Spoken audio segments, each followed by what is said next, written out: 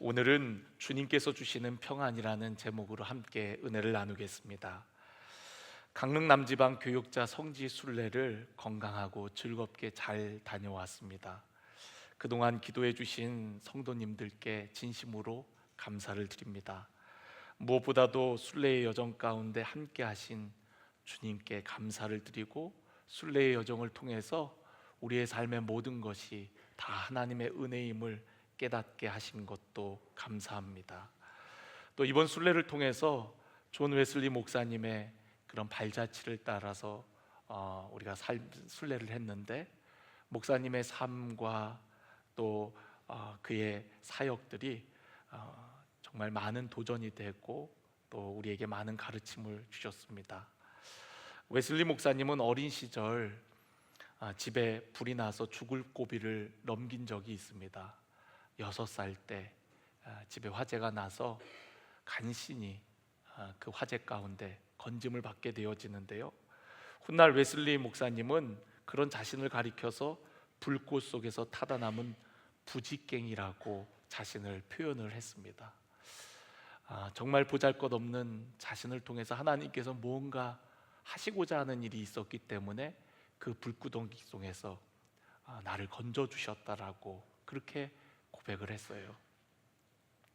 오늘 우리가 숨쉬고 살아가는 것은 분명 하나님께서 우리에게 맡기신 사명이 있는 줄로 믿습니다. 오늘 우리가 이곳에 있는 것은 하나님께서 우리를 통해서 하고자 하시는 놀라운 일들이 있는 줄로 믿습니다.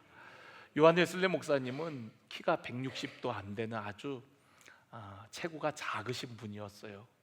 그런 작은 분 안에 성령께서 임하시니까 그런 분을 통해서 영국 사회뿐만 아니라 전 세계에 엄청난 영향을 미치게 하셨습니다. 감리교뿐만 아니라 성결교, 또 구세군, 또 오순절 교단에 이르기까지 요한 웨슬리 목사님의 한 사람의 삶이 정말 수많은 사람들에게, 영혼들에게 영향을 미친 것을 보게 되어집니다. 우리들도 성령님을 의지하여, 작고 보잘것없는 우리들이지만 그런 우리들을 통하여서도 요한 웨슬리 목사님의 삶 가운데 역사하신 것처럼 우리들 가운데에도 그런 놀라운 일들이 일어날 줄로 믿습니다. 여러분, 그동안 평안하셨나요? 2주간 동안 어떻게 지내셨나요? 이스라엘 백성들은 이렇게 만나면 샬롬이라고 인사를 하죠. 히브리어로 샬롬은 평화를 의미합니다. 근데 단순한 그런 평화가 아니라 하나님과의 관계 속에서 누리는 온전한 은혜의 상태, 그거를 가리켜서 우리가 샬롬이라고 하거든요. 다시 한번 묻겠습니다. 여러분, 그런 은혜의 상태, 평안함 가운데 거하셨나요? 참 감사하네요. 저는 그렇게 못 보냈는데 저는 여러분들이 보고 싶어서 그렇게 못 지냈는데 여러분들은 아주 잘 지내셨군요. 사실 2주 동안 교회를 비우는 것이 저의 마음에는 굉장히 부담이 됐었어요. 왜냐하면 해야 할 일들도 있고 또 해내야 되는 그런 많은 일들이 있는 상황에서 교회를 떠나서 순례를 한다는 것이 저에게는 굉장히 부담스러운 일이었습니다. 그래서 성지 순례 초반에는 마음이 무겁다 보니까 몸도 발걸음도 계속 무겁게만 느껴졌어요. 하나님께 모든 걸 맡겨야지 지식적으로는 알겠는데 정말 그게 쉽게 맡겨지지가 않더라고요. 교회와 성도들을 향한 그런 걱정과 염려들이 너무 지나치다 보니까 심지어는 꿈을 꾸기도 하고 또 꿈속에서 악몽을 꾸기도 했어요. 그런 저의 모습을 보는 저희 아내는 왜 편하게 못 다니고 그러냐고 그렇게 이야기를 하곤 했어요. 왜 이렇게 제 마음이 이렇게 편안하지가 않을까?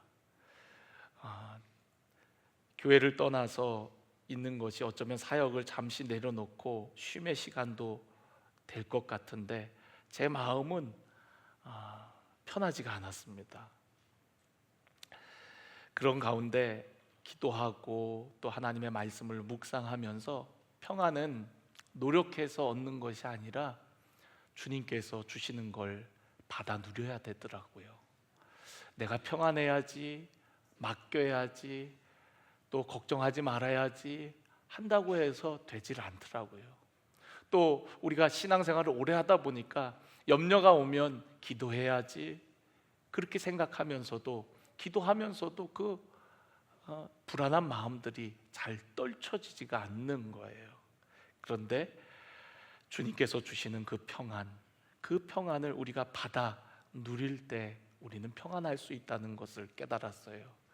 오늘 우리가 읽은 본문 말씀을 보면 평안을 너에게 끼치노니 곧 나의 평안을 너에게 주노라. 예수님께서 우리에게 평안을 끼친다라고 말씀하시고 있고, 그리고 나의 평안이라고 얘기하고 있습니다. 나의 평안을 너에게 준다, 우리에게 준다라고 말씀하고 있어요. 내가 너희에게 주는 것은 세상이 주는 것과 같지 않다라고 얘기합니다. 그럼 세상이 주는 평안은 어떤 평안이죠? 세상이 주는 평안은 일시적인 평안을 의미합니다. 우리는 세상에서 평안하기 위해서 엄청나게 애를 쓰고 노력하며 살아갈 때가 많아요. 돈을 많이 벌면 평안할 것 같아요. 또 안정된 직장과 행복한 어떤 가정을 꾸리면, 또 좋은 집을 지으면 평안한 삶을 살 수 있을 거라고 생각을 합니다. 그래서 그것을 얻기 위해 더 열심히 살아야 할 것 같은 심리적인 그런 압박을 갖게 되어지죠. 그래서 많은 사람들이 불안해하면서도 조금만 더 열심히 하다 보면 평안을 찾을 수 있으리라고 기대하며 이를 악물고 살아갈 때가 얼마나 많은지 몰라요. 그러나 그 길은 아무리 걸어도 평안에 이르지 못한다는 것을 우리는 잘 알고 있습니다. 어떤 문제가 해결되면 그 다음에 문제가 없는 것이 아니더라고요. 또 다른 문제, 또 다른 문제. 마치 파도와 같이 우리 인생 가운데 어려움은 또 오고 이어서 또 오고, 조금 평안할 것 같으면은 또 다른 일들로 우리의 마음의 평안이 사라질 때가 얼마나 많은지 몰라요. 우리의 인생을 우리가 순례라고 얘기를 하죠. 크게 보면 어쩌면 우리의 인생 자체가 순례와 같습니다. 우리 모두는 예수님의 발자취를 따르는 순례자들이에요. 돌아갈 영원한 본향 하나님 나라가 있으며 또 우리가 따라야 할 주님이 계십니다. 만약 주님을 따르는 순례의 여정 가운데 근심과 두려움으로 나아간다면 우리는 온전히 주님을 따를 수 없겠죠. 2000년 전의 제자들도 주님을 따르면서도 근심하고 두려워했어요. 오늘 그래서 예수님께서 우리가 읽은 본문 말씀 마지막 부분에 너희는 마음에 근심하지 말고 두려워하지 말라고 그렇게 권면해 주십니다. 왜 제자들은 예수님을 따르면서도 근심하고 두려워했을까요? 여러분들 중에도 예수님을 믿으면서도 여전히 마음에 불안과 두려움을 가지고 살아가는 분들이 많이 있지 않습니까? 저 역시도 예수님을 따르고 있지만 내 안에 염려로 두려워하고 걱정할 때가 많이 있거든요. 여러분들도 그럴 때가 있잖아요. 근데 제자들도 그랬다는 거예요. 근데 제자들이 불안하고 두려워했던 이유는 예수님이 이제 곧 자신들을 떠난다는 말씀 때문이었어요. 우리가 13장 마지막 부분을 읽어보면 예수님께서는 너희가 오지 못하는 곳으로 내가 떠날 것이라고 말씀하십니다. 내가 가는 곳에 내가 지금은 따라올 수 없다라고 말씀하시면서 제자들을 떠날 것을 암시하세요. 그러니까 제자들은 너무 두려운 거죠. 3년 동안 예수님 쫓아다녔는데 예수님이 우리를 떠나신다고, 지금은 우리가 예수님 있는 곳에 갈 수가 없다라고 생각하니까 근심되고 두려웠던 것입니다. 그런 제자들을 예수님께서는 위로하시는 거예요. 요한복음 14장 1절을 보면 너희는 마음에 근심하지 말라. 하나님을 믿으니 또 나를 믿으라. 내 아버지 집에 거할 곳이 많도다. 그렇지 않으면 너희에게 일렀으리라. 내가 너희를 위하여 거처를 예비하러 가노니 가서 너희를 위하여 거처를 예비하면 내가 다시 와서 너희를 내게로 영접하여 나 있는 곳에 너희도 있게 하리라 라고 말씀하십니다. 예수님이 떠나신다니까 근심하고 두려워했습니다. 그런 제자들에게 너희는 마음에 근심하지 말고 또 두려워하지 말라고 얘기하세요. 하나님을 믿으니 또 나를 믿으라. 내 아버지 집에 거할 곳이 많도다. 내가 떠나는 이유는 거처를 예비하기 위함이야. 내가 조금 있으면 다시 와서 너희를 나 있는 곳에 함께 있게 할 거야 라고 얘기합니다. 그러니까 예수님의 떠나심은 영원한 떠남이 아니라 같이 있기 위한 잠시 잠깐의 떠남이라고 말씀하십니다. 자녀들이 부모님이 없으면 불안하잖아요. 그런 것처럼 제자들이 그렇게 불안했던 것 같아요. 이번에 2주 동안 집을 비우면서 저희 자녀들도 이제 엄마 아빠가 없으니까 아무래도 평소와 같지는 않았던 것 같아요. 왜냐하면 저희가 금요일 날 밤에 이제 돌아왔는데 밤 12시 가까이 돼서 집에 들어왔는데 아이들이 안 자고 있더라고요. 그러면서 엄마 아빠가 오니까 엄마 왔어 그러면서 다들 엄마한테 달려가고 앉는 거예요. 저는 뭐 안중에도 없고 다 엄마한테 가고 엄마가 짐을 뭐 정리하고 클르기도 전에 엄마한테 가고 그동안 있었던 일들을 뭐 미주알 고주알 막 얘기하면서 숨도 안 쉬어가면서 막 얘기를 하는 거예요. 그러니까 그 모습을 보니까 그동안 2주 동안 아이들을 돌봐주셨던 우리 장모님이 야 너희들은 그동안 말도 없고 방에 들어가갖고 나오지도 않던 것들이 엄마 아빠 오니까 나와갖고 이렇게 얘기를 많이 한다고 그러세요. 그러니까 애들이 엄마가 오니까 생기가 도는 거죠. 네. 제가 아까 전에 샬롬은 단순한 평화를 넘어서 우리가 관계 속에서 누리는 온전한 은혜의 상태라 그랬잖아요. 엄마 품에 있는 아기는 어떤 환경과 어떤 상황 속에서도 세상 모르고 엄마 품 속에서 평안을 누리는 겁니다. 새근새근 자는 거죠. 총알이 빗발치고 포탄이 떨어지는 전쟁터라 할지라도 엄마 품 속에 있는 아기는 평안함을 누리는 거예요. 상황과 환경이 우리에게 평안을 주는 것이 아니라 바로 관계를 통해서 엄마와 연결되어 있는 그 관계를 통해서 아기가 온전한 샬롬을 누리는 것처럼 우리들의 인생도 똑같다라는 겁니다. 저마다 우리의 삶의 환경과 상황은 다 다르죠. 어떤 분은 정말 말 못할 아픔과 고난 가운데 있는 분들도 있을 겁니다. 그런데 그런 상황과 환경을 다 초월해서 주님과 나와의 관계를 통해서 우리는 평안을 누리게 되어진다는 거예요. 늘 우리의 상황과 환경을 바라보면 고난의 파도가 쉴 수 없이 우리의 삶에 밀려오지요. 그런데 그 파도를 보면 우리는 넘어질 수밖에 없을 겁니다. 마치 베드로가 물속에 빠져들어갔던 것처럼 그 바람과 파도를 보면 우리는 넘어질 수밖에 없는 연약한 존재들이에요. 그런데 주님과 연결되어질 때, 주님이 내 안에 내가 주님 안에 거할 때 우리는 주님이 주시는 그 평강을 누리게 되어지는 줄로 믿습니다. 그래서 오늘 우리가 읽은 본문 말씀 앞절을 보면은 보혜사 성령에 대해서 얘기를 해요. 예수님은 조금 있으면 이들을 떠나지만 너희를 그냥 내버려 두지 않겠다. 보혜사 성령을 통해서 너희와 함께 할 것이고 너희를 도와줄 것이다 라고 약속하세요. 26절 말씀을 보면 보혜사 곧 아버지께서 내 이름으로 보내실 성령, 그가 너희에게 모든 것을 가르치고 내가 너희에게 말한 모든 것을 생각나게 하리라 라고 얘기하십니다.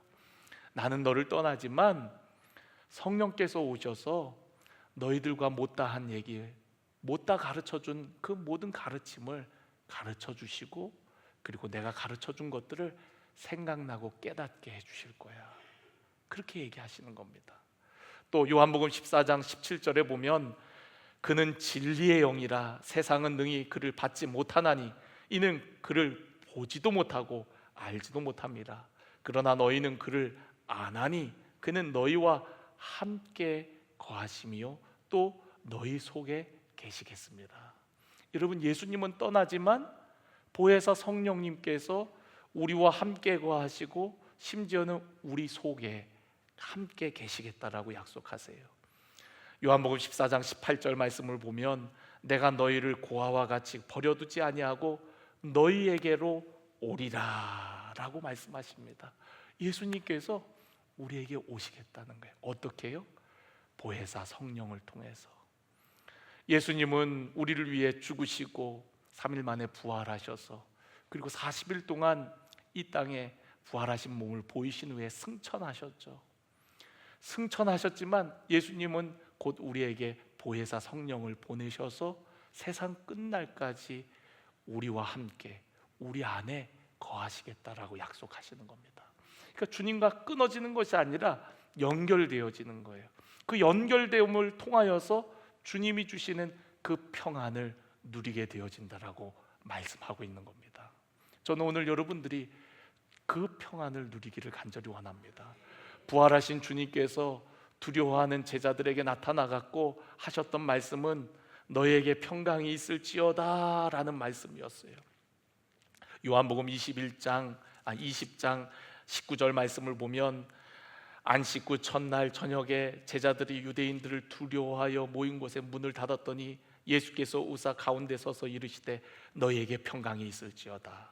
이 말씀을 하시고 솜과 옆구리를 보이십니다. 제자들이 주를 보고 기뻐합니다. 21절에 보니까 또 이르시되 너희에게 평강이 있을지어다. 아버지께서 나를 보내신 것 같이 나도 너희를 보내노라.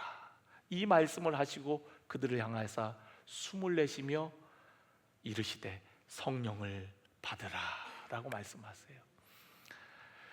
부활하신 예수님이 두려워하는 제자들에게 나타나셔서 하셨던 말씀은 너희에게 평강이 있을지어다.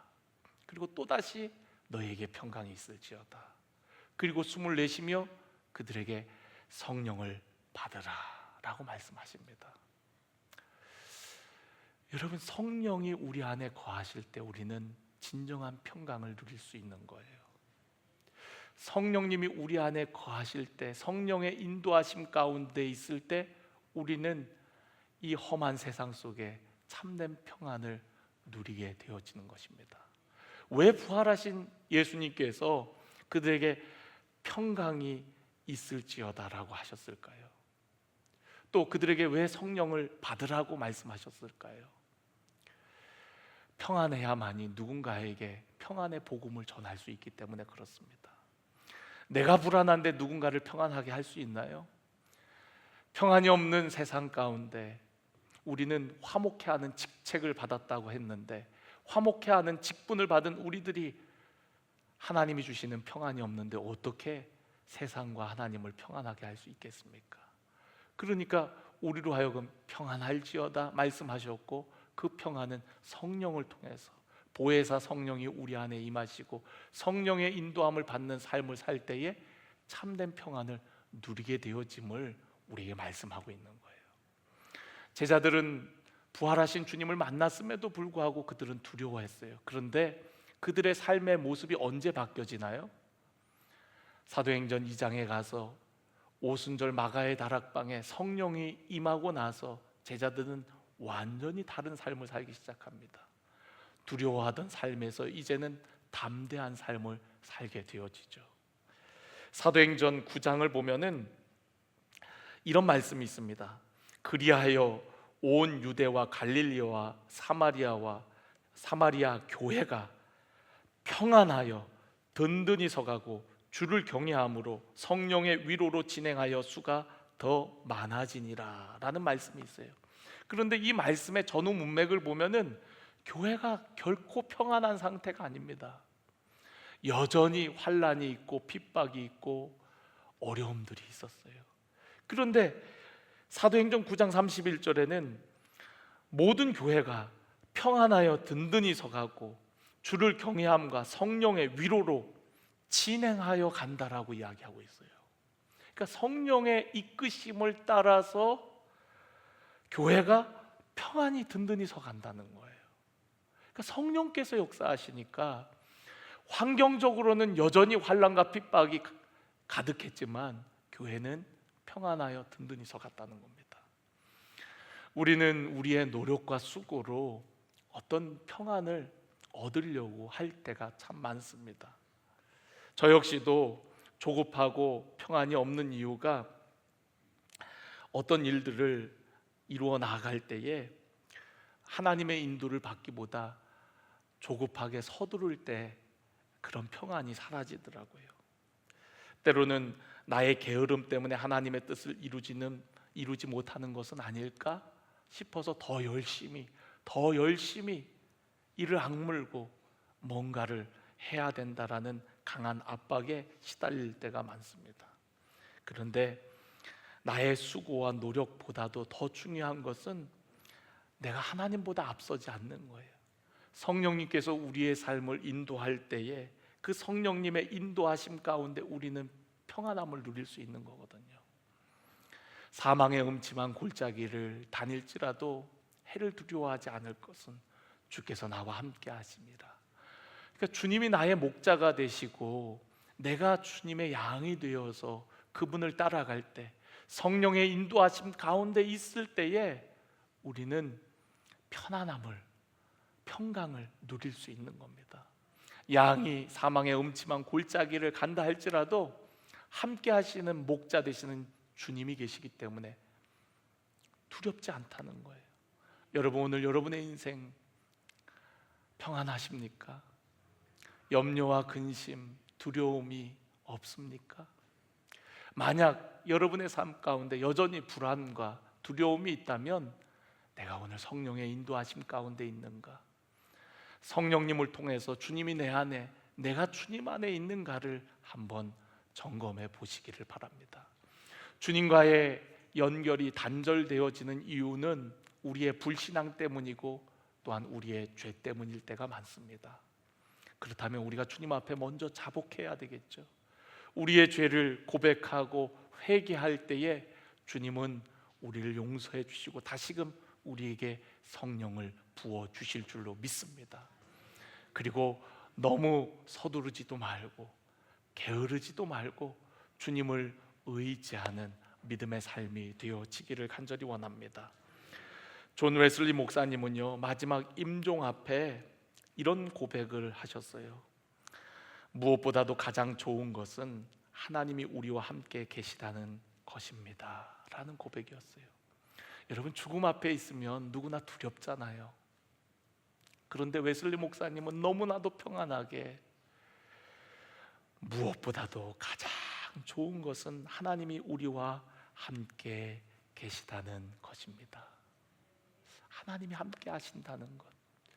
우리는 때로 인생을 살아가면서 내가 못다한 일로 인해서 아쉬워하고 또 후회할 때가 있습니다.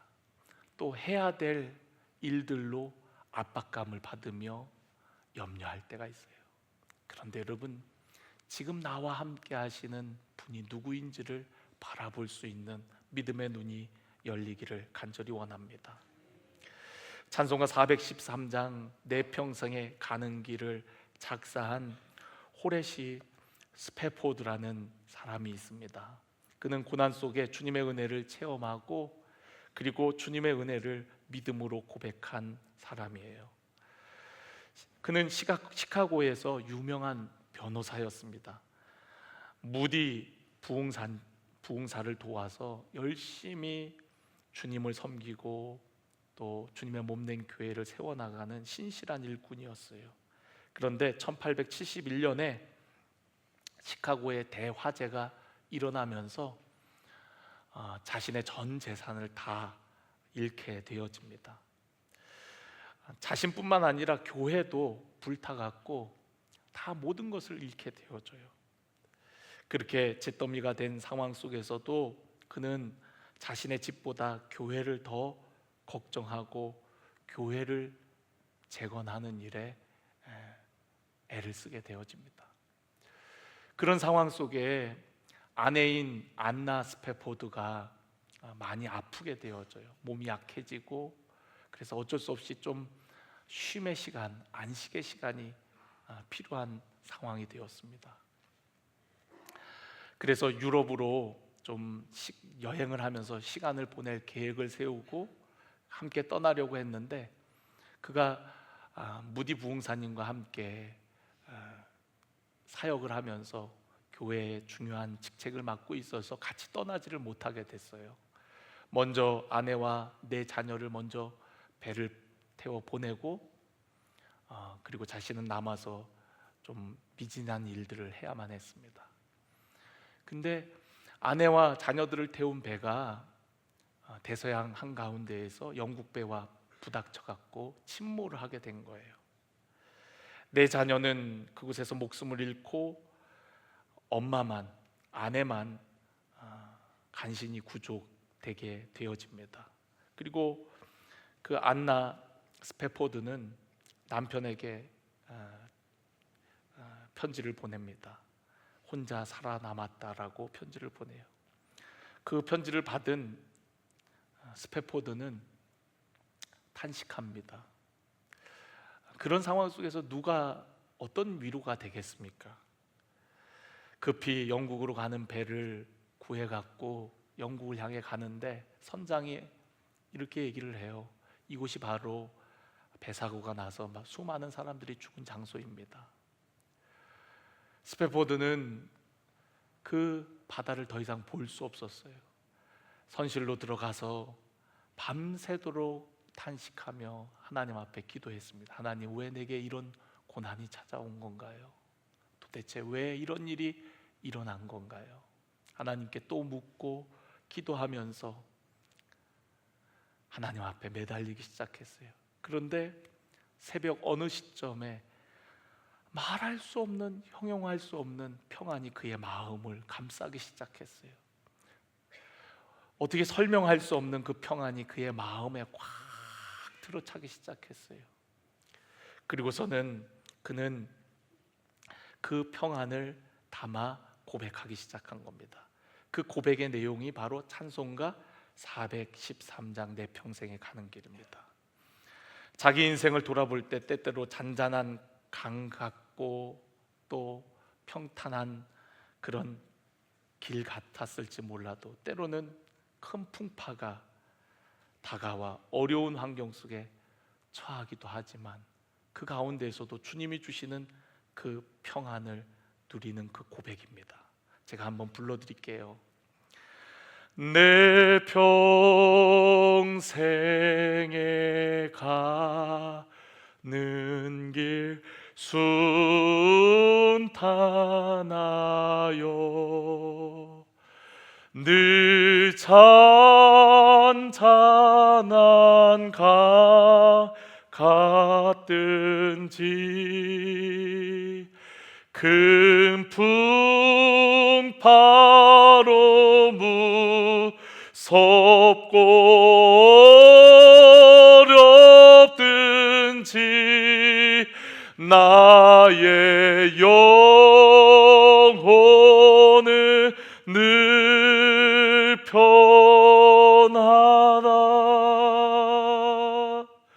내 영혼 평안해. 내 영혼 평안해.